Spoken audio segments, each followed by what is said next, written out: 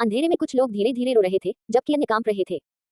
हर बार जब वे अपनी आंखें बंद करते, तो उन्हें अपने माथे पर छेद किए जाने, खून के छींटे पड़ने और मस्तिष्क से रस बहने का भयानक दृश्य दिखाई देता। यह एक दुष्स्वप्न जैसा था, लेकिन साथ ही एक भूत की तरह, जो उनके दिलों में बसा हुआ था। अपने सहपाठियों की दुखद मौतों को भूलना उसके लिए मुश्किल था।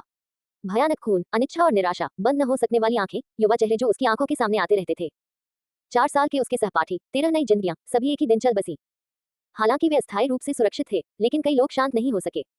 वास्तव में वे और भी अधिक भयभीत थे। उनके सहपाठियों की दुखद मृत्यु और क्रूर दिव्य मगरमच्छ समय समय पर उनके दिलों में दिखाई देते थे। शायद वे इस जीवन में इसे कभी नहीं भूल पाएंगे।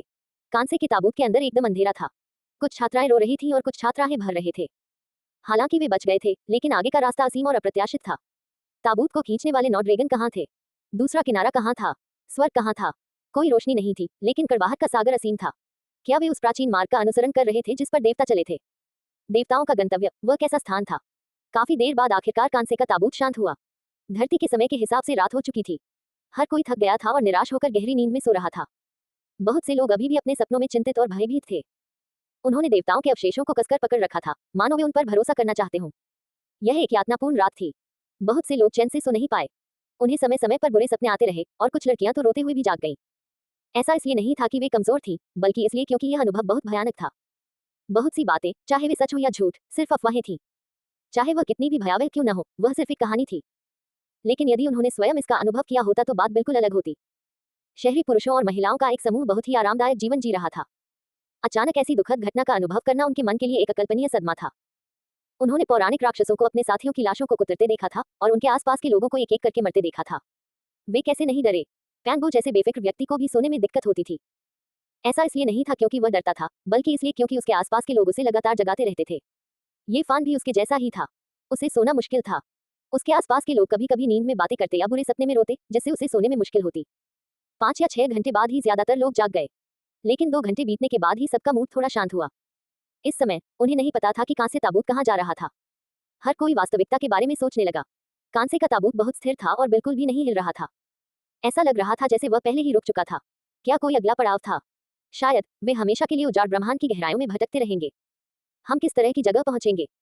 रोने और गुस्सा निकालने के बाद कमजोर स्वभाव वाली छात्राएं भी इस समस्या के बारे में सोचने से खुद को रोक नहीं पाईं।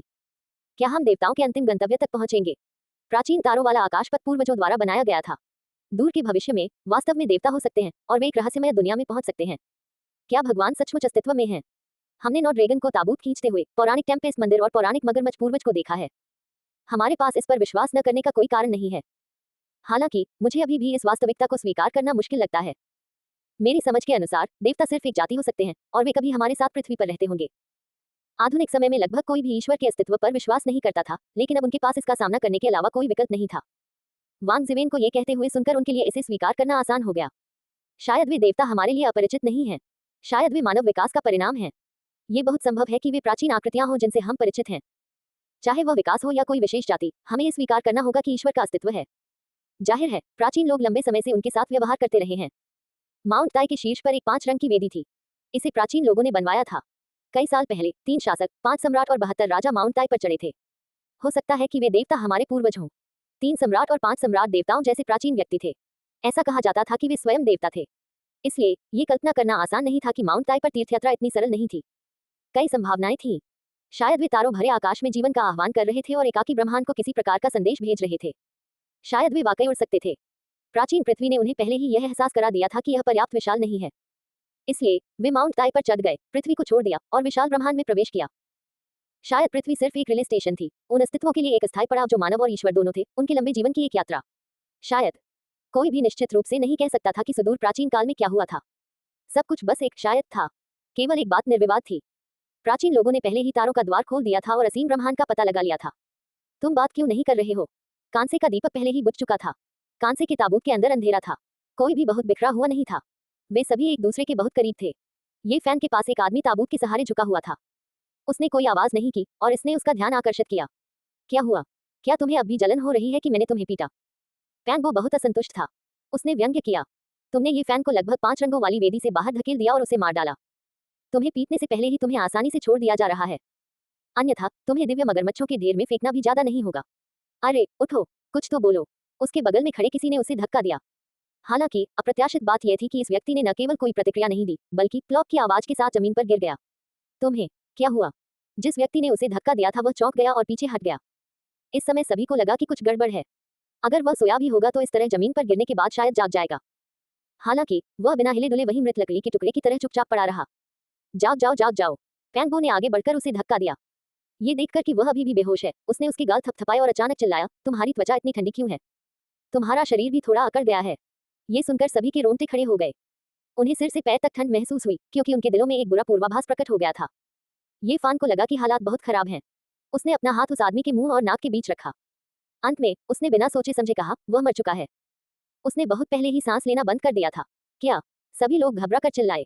एक जीवित व्यक्ति अचानक कैसे मर सकता है? कुछ समय पहले तक वह नींद में बातें करता रहता था और बुरे सपने देखता था। अब बिना किसी आवाज के उसकी मौत हो गई। ये बहुत ही संदिग्ध था। कांसे के ताबूत में अचानक माहौल तनावपूर्ण और दमनकारी हो गया। अंधेरे में हर कोई जोर जोर से सांस ले रहा था और पूरे शरीर में ठंड लग रही थी। ये बहुत अचानक और दुष्ट था। इसे समझाने का कोई तरीका नहीं था। सभी ने भगवान के अवशेष को अपने हाथों में कसकर पकड़ लिया। अपना फोन चालू करो, देखते हैं उसकी मौत कैसे हुई। ये फैन ने अपना फोन उठाते हुए और कमजोर रोशनी की मदद से आगे देखते हुए कहा। उसका चेहरा मौत की तरह पीला पड़ गया था। उसकी आंखें बाहर निकली हुई और चौड़ी खुली हुई थी। उसका मुंह थोड़ा खुला हुआ था और उसके मुंह के कोने से थोड़ा खून बह रहा था। वह सचमुच मर चुका है। हर कोई निराश और भयभीत था। अचानक हुई मौत ने सभी को सिहरन पैदा कर दी। ऐसा लग रहा था कि इस कांस्य ताबूत में कुछ भयानक है। कुछ साहसी छात्रों ने उसकी मौत का कारण जानने के लिए उसके शरीर की जांच शुरू कर दी। जल्दी देखो, उसकी गर्दन। उसकी गर्दन पर चोट का निशान था। उस पर खून के निशान थे, जैसे उसे गला घोंटकर मारा गया हो। बैंगनी लाल निशान चौंकाने वाले थे। भूत। कांस्य ताबूत में भूत है। एक लड़की घबरा गई और कांपती आवाज में बोली। ये सुनकर कई लोगों के सिर सुन्न हो गए। बैंगनी लाल रंग का घाव किसी दुष्ट आत्मा द्वारा छोड़े गए उंगलियों के निशान जैसा था। ऐसा लग रहा था कि उसे गला घोंटकर मार दिया गया था। खास तौर पर अब जब सभी लोग ऐसे ताबूत में थे तो लोगों को और भी संदेह हुआ। ताबूत कुछ ही दूरी पर था, जो नरक के द्वार जैसा था, जिससे लोग डर गए। कई लोग अनजाने में कुछ कदम पीछे हट गए। ये फान ने भौहें सिकुड़ी और लाश के गले को छूने के लिए अपना हाथ बढ़ाया। उसने पाया कि उसका एडम सैपल कुचला गया था। ये नर्म था और केवल त्वचा अभी भी बरकरार थी। उसके हाथ पर खून की बूंदें छपी हुई थी। यह अतुलनीय रूप से राक्षसी लग रहा था, जिससे लोगों के दिलों में सिहरन पैदा हो रही थी। यह कोई भूत नहीं है, इसे किसी ने मार डाला है। इस समय लियू युंजी ने एक अतुलनीय उदास अभिव्यक्ति के साथ कहा। उसने ये फैन को ठंडी नजर से देखा। पैंगबो ने उसे ये फैन की ओर देखते हुए देखा। उसने तुरंत उसे तिरछी नजर से देखा और कहा, तुम्हारा क्या मतलब है? घाव से ही उसकी गला घोंटकर हत्या कर दी गई। बिना आवाज किए ये सब कौन कर सकता है? लियू युंजी के चेहरे पर बहुत ही ठंडा भाव था। उसने ये फैन और पैंगबो को घूरते हुए कहा, केवल वही व्यक्ति ऐसा कर सकता है जो उसके सबसे करीब हो और जिसका हाथ असाधारण रूप से मजबूत हो। जैसे ही ये शब्द बोले गए, उसका इरादा बहुत स्पष्ट था। भाले का सिरा ये फैन की ओर था। हर कोई जानता था कि वह लाश के करीब था और उसका शरीर असाधारण था और हाथ की ताकत असाधारण थी। तुम बकवास कर रहे हो। पैंगबो गुस्से में था। उसने गर्जन करने वाली थंडर पट्टिका उठाए और उसे थप्पड़ मारना चाहा। लियू युंजी ने व्यंग्यपूर्वक उसकी ओर देखा। क्या तुम मेरा मुंह बंद रखने के लिए किसी को मुझे मारने में मदद करना चाहते हो? ये फैन ने पैंगबो को पीछे खींच लिया और उसकी आवेगपूर्ण कार्रवाई को रोक दिया। ये फैन है, उसने उसे मार डाला। वह छात्रा जो हमेशा लियू युंजी की तरफ से खड़ी थी और जिसने कई बार ली चांगकिंग से बात करने में उसकी मदद की थी, डर के मारे चिल्ला उठी। यह जरूर ये फैन होगा। वह वेदी से लगभग धकेल दिए जाने का बदला ले रहा है। ये शब्द सुनकर बाकी लोगों को तुरंत याद आया कि कुछ देर पहले क्या हुआ था। उनमें से कुछ लोग तुरंत कुछ कदम पीछे हट गए। ये सही है, ये फैन है। उसने एक सहपाठी को मार डाला। ली चांगकिंग ने अपने दांत पीसते हुए कहा, हो सकता है कि कोई उसकी मदद कर रहा हो। पैंगबो को अचानक इच्छा हुई कि वह दौड़कर उन पर हमला कर दे। बस। लियू युंजी ने अपने हाथ में वज्र मूसल उठाया और सचमुच एक धातु जैसी ध्वनि निकाली। एक अत्यंत कमजोर चमक बाहर निकली। सभी लोग चौंक गए। उनके हाथों में मौजूद सभी देव अवशेष सामान्य हो गए थे और कोई प्रकाश नहीं छोड़ सकते थे। हालांकि लियू युनजी के वज्र मूसल में अभी भी दिव्य शक्ति थी। ये वास्तव में अप्रत्याशित था। ये फैन, तुम बहुत क्रूर हो। भले ही वह गलत था, तुम्हें बदला लेने में इतना निर्दय नहीं होना चाहिए। लियू युंजी ने वज्र मूसल पकड़ लिया और 2 कदम आगे बढ़ गया। अगर मैं कहूं कि मैंने किसी को नहीं मारा, तो क्या आप मुझ पर विश्वास करेंगे? ये फैन ने अपनी नजर सभी पर घुमाई। बेशक मैं तुम पर विश्वास करता हूँ। पैंगबो सबसे पहले बोला।